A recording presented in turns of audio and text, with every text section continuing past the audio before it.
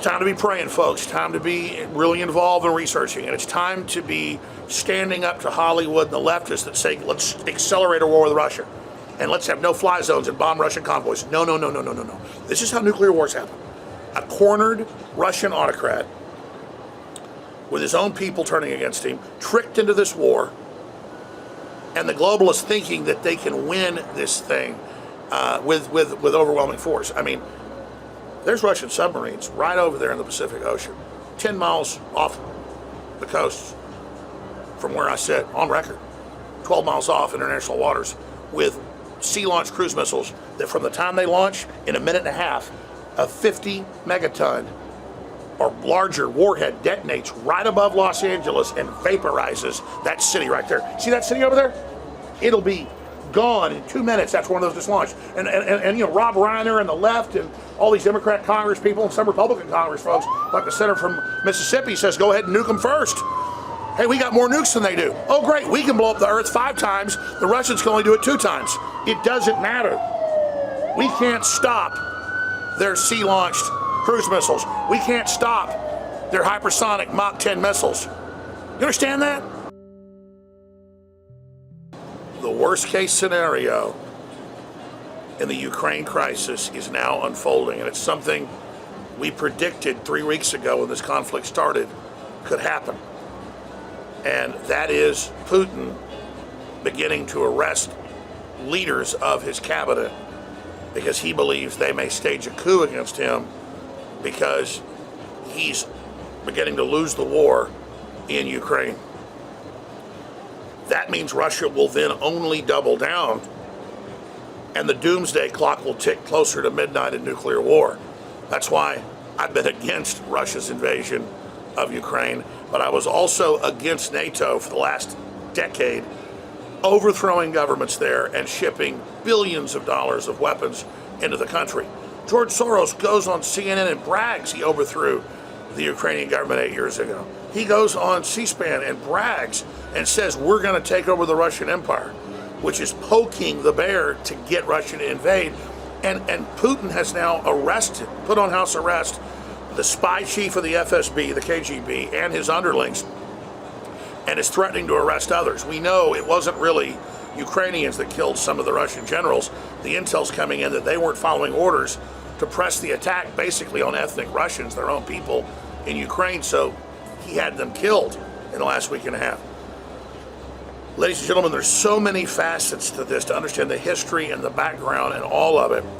And NATO is a great villain in this. The people that control the U.S. are great villains in this. They went in and took over Ukraine. They stirred all this up. They attacked the ethnic Russian areas on the border with Russia. That's all true. And Putin came in when Obama was still in office 8 years ago and took over some of those areas. And you could see his reason for that. But regardless, Putin has now arrested his spy chief and the underlings, saying they didn't give him the intel that there would be giant stockpiles of NATO weapons and NATO training from the U.S., England, Germany, France, Australia. I mean, Australia's not NATO, but they've been involved as well. I'm not a military person, but I study the news every day. And I know people personally from Army Special Operations that in the last 5 years where they're training Ukrainians for a Russian invasion with high-tech weapons. I mean, that's not a secret, okay? I was even seeking that information out, and I know 2 people personally, and then a lot of others that have been in there training for this. That's why they said, why aren't they blocking the bridges or mining the roads? Because they wanted the Russians to come into the trap. And I thought Putin would understand that and not do it. That's why 3 weeks ago I said, well, if he goes in, it's a trap. I think he'll just take some of those eastern areas that have been Russian held already for 8 years and secure those, because going into this NATO trap is insane. But now he's arrested the spy chief and the underlings, saying they didn't tell him that. That's why I thought when he invaded 3 weeks ago, he might have made a backroom deal or something, not where he's working with NATO, but Biden said, hey, go ahead and go in, just don't occupy the whole country and we shouldn't have a problem. Those weird statements that clearly incentivize Putin to come in and saying NATO won't get involved, which now that it's happened, NATO shouldn't get involved, but NATO is involved in the proxy war with the heavy weapons, with the A-class weapons, and what's going on. He greenlit Putin to come in.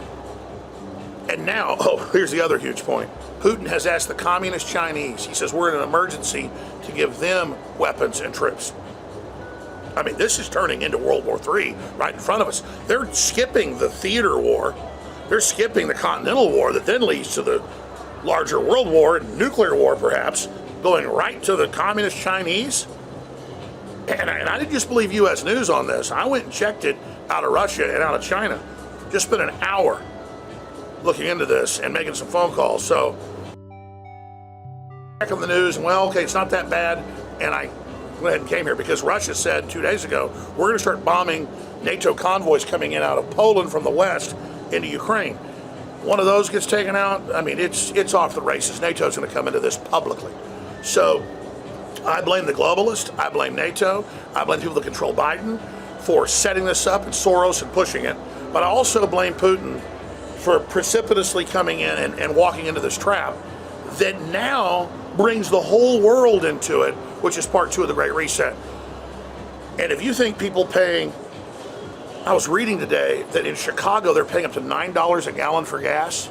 They're paying $7.50 for premium, $7 or so for regular gasoline right here in California. I saw the signs myself. I mean, this is just unbelievable. If you think that's bad now, you ain't seen nothing yet. So the State Department, all these think tanks have wargamed every aspect of the South.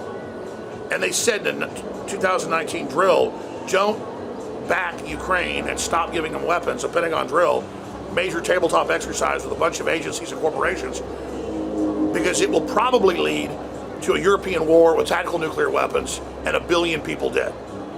That's on the good side. There's big reports on that. You can look them up. And now they've initiated and poked the bear to have that take place. And now Russia's asking China to come into this invasion. And the average American, whether you're in LA or whether you're in Austin, Texas, whether you're in New York City, whether you're in Miami, all these great former American cities that are now globalist controlled, these people are sleepwalking into nuclear Armageddon. Regardless, a giant war that's going to cause energy prices to explode. So here's the big question. Do you really believe Putin, who I think is obviously smart, do you really think Putin didn't know that NATO was setting a trap there? Do you think he really believed that they would welcome Russia as liberators with all the media and all the brainwashing and all the stay-behind networks that are there and all the weapons that were put into there? I mean, that's why I didn't think Putin would actually fully invade. People always say Alex Jones is always right. No, I'm not. Alex Jones has been right a lot. But this is so destructive and so dangerous that I didn't think Russia would actually do this. And I didn't think they'd actually stage false flags, car bombings and stuff 3 weeks ago as a pretext to invade to the east, from the east to the west. But regardless of who's really behind all this, Russia is announcing that Putin is going after his general staff. And that means he fears a coup, or he fears that some of his intelligence agencies are double agents, as he was when he was the section chief for the KGB in East Berlin. He's a well-known double agent. But you're supposed to be a double agent if you're in that kind of stuff. The CIA had its double agents as well, because you go back and forth and nobody knows who you really work for. So he thinks that his KGB, his FSB, he's saying set him up. Now, the old Russian way of doing things is to go ahead and kill your leader if they've embarrassed you. Kill czars and poison Lenin, poison Stalin, march Khrushchev out at gunpoint out of the Kremlin. They've done this a lot, more than most countries do. All countries do it. All empires do it throughout history. But the next move would be, if he thinks there's about to be a coup against him, would be to start locking up who he thinks is his opposition. And so that's now where we've escalated. Thank you, George Soros. Thank you, NATO. Thank you, New World Order, because they initiated this. Doesn't mean I support the invasion by Russia. It's time to be praying, folks. It's time to be really involved in researching it. Help by spreading this message. Share with your friends, leave a like and subscribe if you haven't done so already. Turn on notifications to stay updated.